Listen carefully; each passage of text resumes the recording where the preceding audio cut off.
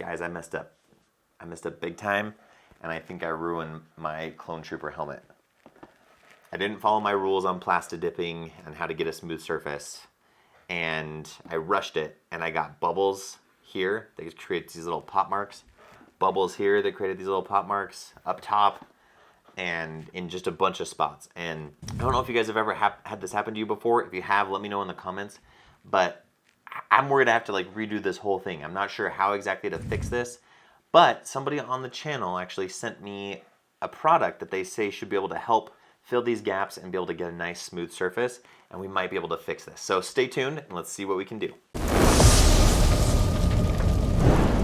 So the product that Clint sent me, who's actually one of our followers here on the channel, is Rapid Fill. Now I've seen Evil Ted use this in one of his videos, and I'd heard about it before. Haven't used it myself, but Clint that sent this over, big shout out to him, said hopefully this helps. So I'm gonna start on the top here where it's not as visible, but I do have some bubbles.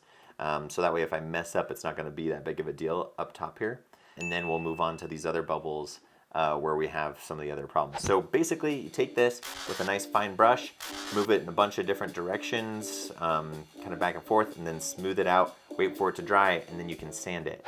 Okay, so it says it takes about 60 minutes to dry. I got a coat put on here, but it says you can speed up that process using a hairdryer.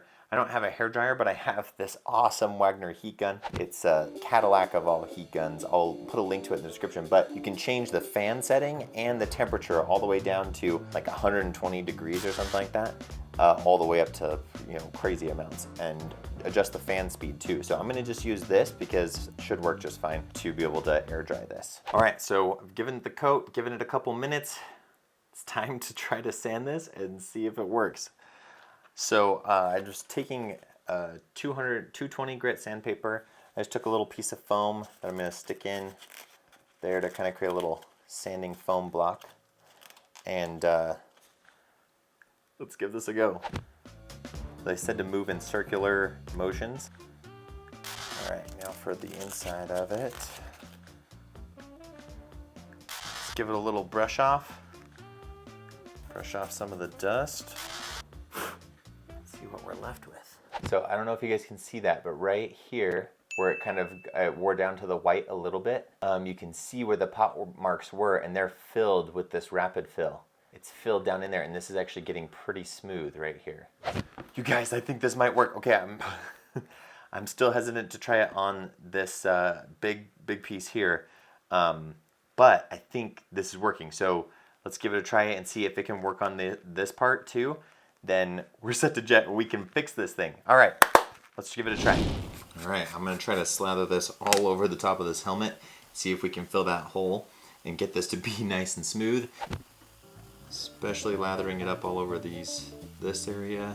It says to go back in different directions, back and forth. I'm just gonna get it all over the rest of it just to make a nice even coat all the way across. All right guys, moment of truth, here we go. So right here is where I had all the bubbles and everything. So once again, I just took a piece of foam, put it in the block here. Now I'm using the 400 grit sandpaper instead of the 220. Okay, here we go, let's see. I feel like Indiana Jones brushing off an artifact here. So you have to kind of brush the dust off to be able to see if it's actually getting it smooth for you. You guys. Okay, I think that's good enough for me. I think that is perfect. It filled those. You know, maybe I want to go over with a second coat just to make sure, but that looks amazing. It's going to be so smooth. I'm going to do the whole helmet in this stuff.